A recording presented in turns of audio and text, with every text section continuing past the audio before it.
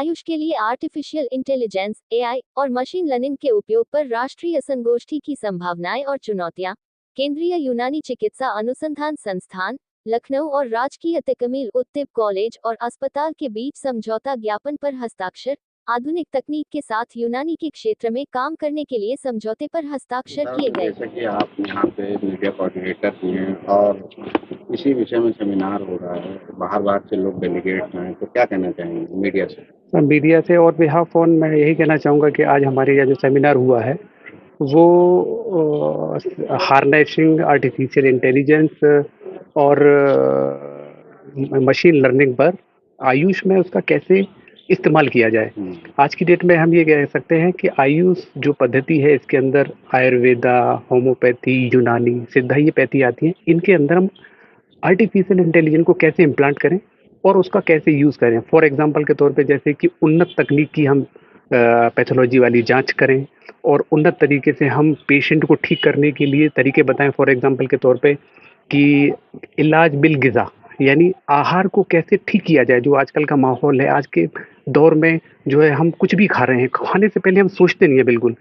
हमको सबसे पहले फर्स्ट ऑफ ऑल ये देखना है कि हमको क्या खाना है, इंसानी जिस्म के लिए क्या ज़रूरी है और क्या ज़रूरी नहीं है। हमें अगर भूख लगती है तो हम एक समोसा और एक चाय ले लेते हैं और उससे अपना पेट भर लेते हैं, लेकिन it is not good for health. ये स्वास्थ्य के लिए कतई ठीक नहीं है।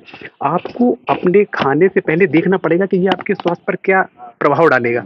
तो हम ये बताएंगे कि आप नेचुरल तरीके से चीज़ें खाएं, मतलब जो ऐसी चीज़ें खाएं जो जिंदा हों, ऐसे नहीं कि जो मरी हुई हो। फॉर एग्जाम्पल के तौर पे आप ताज़ा खाना खाएं, यानी कि आपने फ्रिज में रखा खाना और वो खा लिया, तो ये आपकी हेल्थ के लिए गुड नहीं होगा। इसके अलावा आप फिर दवा के ऊपर जाएं, जब भी दवा लेने जाएं तो कोशिश ये करें कि हर्बल दवा लें, क्योंकि आप खुद नेचुरल हैं, आप देखिए जी रहे हैं, कोई निर्जीव तो है नहीं। तो आप एलोपैथिक की बजाय आप यूनानी पैथी वाली जो दवाई हैं उनको प्रेफर करें। उससे आपका स्वास्थ्य जो है बिल्कुल नेचुरल रहेगा, क्योंकि दवा भी नेचुरल, आप भी नेचुरल। तो हमको वही दवा लेना चाहिए जो नेचुरल हो। जैसे कि और उसके लिए आप यूनानी और आयुर्वेदा को प्रेफर कर सकते हैं। जैसे कि जो हमारा सिस्टम है, जो हमारा जो सेंटर है, सेंट्रल रिसर्च इंस्टीट्यूट ऑफ यूनानी मेडिसिन, ये फ्री ऑफ कॉस्ट दवाएं प्रोवाइड करता है, फ्री ऑफ कॉस्ट जांच प्रोवाइड करता है। जनमानस के लिए ये सेंटर खुला हुआ, उसी लेवल पे आज हम लोग का ये सेमिनार हुआ। उसके लिए बहुत सारे लोग आए, स्पीकर्स आए हैं जो टॉपिक्स पर बोल रहे हैं, और बहुत सारे डेलीगेट्स आए हैं, अटेंडीज आए हैं। उनके लिए मैं तहे दिल से शुक्रिया अदा करूँगा। और आप लोगों का, आप मीडिया का भी बहुत ही बहुत धन्यवाद और बहुत बहुत शुक्रिया। धन्यवाद, thank you. Central council for research इन यूनानी मेडिसिन का यहाँ सेमिनार हो रहा है, तो इसी विषय में क्या कहना चाहेंगे मैडम? ये सेमिनार जो है वो harnessing artificial intelligence and machine learning in Ayush prospective है चैलेंजेस के लिए बहुत चैलेंजिंग और नया टॉपिक है हमारे हेल्थ केयर सिस्टम के लिए, और ख़ास के यूनानी सिस्टम और आयुष के लोगों के लिए। तो ये हमारे डीजी साहब का vision, DG doctor Zaheer Ahmed साहब का विज़न है कि जिन्होंने इसमें टेक्नोलॉजी से, टेक्नो फ्रेंडली टॉपिक को अपने आयुष सिस्टम से जोड़ के, उनको ब्लेंड करके काम करने की कोशिश को एक नया टॉपिक बनाया कि सभी लोग बहुत ताज्जुब कर रहे हैं और बहुत नया टॉपिक, बहुत चैलेंजिंग देख रहे हैं। इसके लिए मैं उन्हें मुबारकबाद देती हूँ, उनका बहुत शुक्रिया अदा करती हूँ। उन्होंने सेंट्रल काउंसिल ऑफ रिसर्च इन यूनानी मेडिसिन लखनऊ को इस सेमिनार के लिए चुना और हमें ऑर्गेनाइज करने का मौका दिया।